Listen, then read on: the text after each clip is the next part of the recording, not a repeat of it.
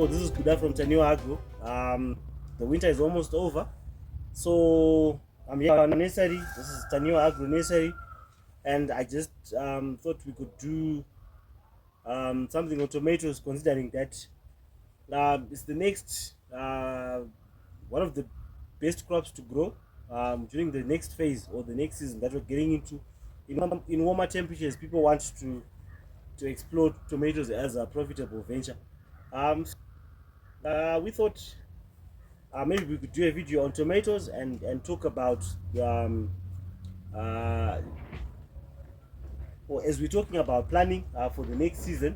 We just thought this would help our farmers get into the next season with a bit more information than they had. So the first thing that we want to talk about is how to then select your tomatoes. Number one is growth variety. So the first thing that you want to look at in terms of selection of tomatoes to grow is growth habit. So the first thing that you want to look at in terms of tomatoes to grow is growth habit. That is the first thing. The second thing is variety selection. So we hope to be able to cover those two things in this video to just help the farmer make good decisions when it comes to growing of tomatoes. So I'd like to define what I mean by growth habit. First of all, in terms of growth habit, there are two different growth habits that you find with tomatoes, and the first one is the determinate growth habit, and the second one is the indeterminate growth habit. So I'll start with the first one. A determinate growth habit is when your tomato grows like a bush, grows to a certain height and then stops growing. I think that's a layman's definition of a determinate growth habit. A bush and then produces fruits. You harvest at about the same time, and then that's it. It doesn't keep growing progressively as the season goes. The harvests usually last between 4 to about 6. Sometimes it gets to about maybe 10 weeks, depending on the variety that you've got. But usually within 6 to 8 weeks, meaningful harvest in Darika. That is the determinate growth habit. The major advantage with that is that it makes good sense to grow a determinate growth habit, a determinate tomato for a season where you expect to grow another crop in a short space of time. Like let's say you're just growing tomatoes for rotation, or within that rotation you also want to grow other crops that are time specific. Let's say you've got a field that you hope to grow wheat, and you want to have harvested your tomatoes by May, at the time when you want to plant your wheat. The best tomato to plant is a determinate tomato. You plant that in November. By May you're done with harvesting your determinate tomato, and you've done your land prep and you've planted your wheat. I think that is when it makes sense to grow my determinate tomato. Being bushy type, you've also got an advantage because you don't need too much in terms of support. They hardly require robust structures for trellising and support.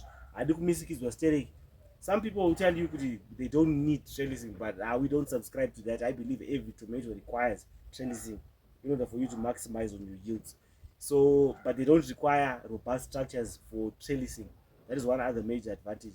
If the market is good at the time that you harvest, you get to harvest all your tomatoes at the same time, you get a firm price, and you're done. The disadvantage is if the market is bad at the time of harvesting, you're going to harvest all your tomatoes at the same time and lose out on the firm prices that will come after you finished your harvest.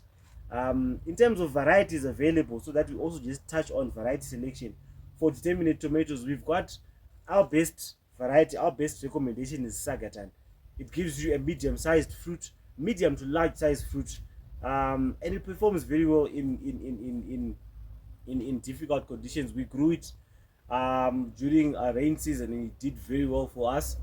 So it withstood the heat of October, and it withstood the rains, and we got very good harvest from there. We harvested an average of about 6 kgs per plant over an 8-week period with Sagatan. So that is our recommendation. It does very well. It's got very good disease resistance, and it grows up to about 1.2 meters only. It doesn't grow beyond that. Harvest comes thick and fast. No yaka one, and when it starts ripening, it just starts, and you just take it off. You get to also cut down on transport expenses because you've got a lot of tomatoes to just move at any given point of time, so it sort of reduces your transport expense per kg of tomato produced. That is the nice thing about Sagatan. one other variety that is good as a determinate is also daisy. Daisy produces very large fruits. If your market requires very large fruits, that's a good variety to grow. You've also got star 9009 and star 9011, which are sort of semi-determinate, so they'll grow a bit taller than your sagatan and keep producing a bit more.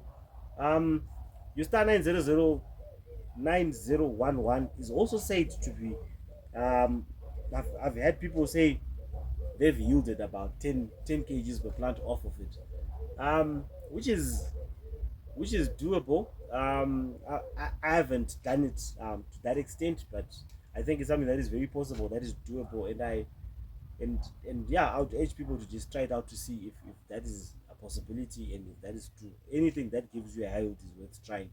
The fruits, star 9009, star 9008, and star 9011, are not very different. They're also large enough for the market. Those are the 3 or 4 determinants that I think would be good to consider. If you're starting out, if you're really just starting out, you can also start off with an Tengeru Select. Those are good determinants to start with. They'll give you a good lesson when it comes to how to grow tomatoes, and at the same time, they'll give you a decent yield of about 3 to 4 kgs per plant, which is just good enough to just get you across the bottom line. If the prices are good, you can actually make a very good profit from there. And also, the nice thing about them is that they'll give you time to really learn without investing too much into them. Seedling prices about 2 cents or 20 cents, $20 per thousand for the Tengerus, which are not too expensive. Your star 9009s and your Sagatans will range anything from about 30, 35 to about $50. Another determinate variety which is good to grow is Chibli. It's got an elongated fruit shape. Chakarachi blocky. If your market is on the eastern side of the country or southeast, kunodiwa majam type, anenge akaita blocky type, and if that is your market, that's a very good indeterminate to grow. Very good disease resistance, and a very good prolific yield. You can get as much as 6 to about 8 kgs per plant with your chibli. The nice thing about the shape chiblis is it's not necessarily elongated, and at the same time it's not round. So it sort of fits into both profiles for the fresh open market. That is, you can't put those in a supermarket, but they work for all outside markets, which is nice about chibli. You've also got other ones, Adeta Majem type, like a 9061, 9065, 9082. They're also very good to grow if you're thinking of Majem. And then we move on to my indeterminate. Your indeterminate variety is a vine type variety. It keeps growing over a very long period of time. So vine kunge mzambiringa inoramba ichikura, and then it doesn't really have a cap, as it just keeps growing. As you can see in the picture, it just keeps growing, and the nice thing about it is you get to enjoy all forms of you get to realize a yield throughout the growth cycles of prices in the market. What I mean by that is when the prices go up, when the prices are firm, you're there harvesting, and even when they drop, you're also there harvesting. But the nice thing about it is it evens out the price that you get. Your average price over the growing season is usually a very good average, because you've also gotten peak periods of very good prices. And when the market hits the lows, because of the quality that you usually get from the indeterminates, you then don't get to experience the low prices. And because of market presence, it gives you a bit of negotiating power. If you're in a market that requires consistent supply, an indeterminate variety is also very good, because you've got about 6 months of harvesting. Such varieties are like your Candela from Seedco, which is a very good greenhouse variety. Produces very large fruits. For the up market, it's very good. You've also got other varieties like Trinity from Cheddar Seeds. Trinity is very good even on the open field as an indeterminate variety. In the open field, it does very well. Very large fruits. Chibaba, it does very well. You've also got Newton and Tovi Star coming out of Syngenta, which are very good. I've had very good results of Tovi Star in the open field from farmers in Marondera, which they got very good. And I also got very good results from Newton in the open field as well. But those will do well even under plastic. They're also very good. Um, then one other thing to just look at when you're looking at tomato variety selection and what to grow is also market preference. Like I mentioned earlier, if your market requires a blocky type tomato, and so you have to consider those varieties. Your Chibli, Star 9061, 9065, 9082. You've also got an Apitra Rosa and HTX14 as very good varieties for the blocky type or the processing market. Kana unodawo majemu. And then kumusika, if you're going out in the open vegetable markets anenge ari kunze like Mbare, Jambanja, Akupi, usually the preference is not very large tomatoes, so you want your medium sized tomatoes, which is the market preference for that particular market. And varieties that give you that are like your Sagatan, that is one. And then Sidco has an indeterminate greenhouse variety which is called Alhambra, which is very good when it comes to market. They will give you medium to large size fruits, but not too large, which works for both markets. You've got the larger portion which you can sell to my distributors and which you can push through my supermarkets, and then the smaller or medium sized tomatoes you can then push those through Kumsika and those markets. So you also need to consider fruit shape and fruit size when you're considering variety. You've got Daisy, you've got Jumbo, which will give you very, very large tomatoes. The nice thing about such size of tomatoes is you just make one slice, it fits on a burger. So if your market is the fast food burger type market, then that is a very good tomato to grow if that is your market. Saka variety selection is also dependent on what your market, what your target market is. Um, I think those are the key things when it comes to tomatoes. Growth habits will determine your rotation situation. If you're growing in a greenhouse, you don't want to be continuously planting. So an indeterminate variety will be ideal because you don't want too many planting cycles in a year. You want to plant and then get to a long and elongated harvest period.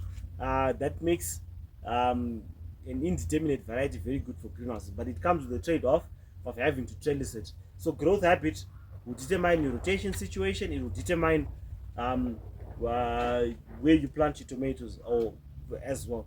That is number one. The next thing is variety selection. It also, the next thing to consider on variety selection is also on yield. What sort of yield are you expecting? Greenhouse tomatoes will give you about should give you about 10 to 15 kgs per plant, and your open field tomatoes should give you an average of between 6 to 8 kgs per plant for the operation to make sense. It would be good to get 10 kg average, and we would want to pursue that just like we're pursuing a 7 kg head on our cabbages.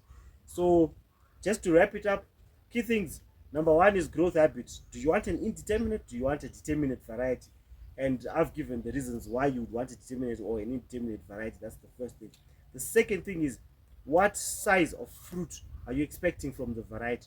The third thing is, what shape of fruit are you expecting of the variety? And the fourth thing, KG4, is what season, in what season are you growing the crop? Some crops will do very well in the rain season, some varieties will not. Like for example, if you grow candela in the open field in the rain season, it is not going to perform very well because it is not bred for such. But if you grow Trinity in the open field in the rain season, you will likely get better results. But that doesn't make Trinity a superior variety to Candela. It just makes Candela an unideal variety for the rain season. Saga, as we get into the warm season, as we get into a time when we're thinking of planting tomatoes, those are the few things that we can consider. And I'm hoping whatever little information I've been able to share will help the farmer make slightly better decisions when it comes to choosing varieties that they would want to grow as we get into the tomato phase of production. We are doing Chibli first in July into August, and then we're going to be doing Sagatan in November. Those are our two crops of tomatoes that we're going to be doing this year. It's going to be, I think, about a third of a hectare each, about between 10 to 15,000 plants of each. That's what we're planning on doing at our farm. We'll continue doing cabbages every 4 to 5 weeks. We'll continue planting cabbages But I just thought to digress a little bit from the cabbage series that we're doing. We'll get back to it next week. We've got a farmer who got siblings from us, who've been working with, who's been using our fertilizer program for his cabbages, and his results are actually quite interesting. We hope to share that in our next video.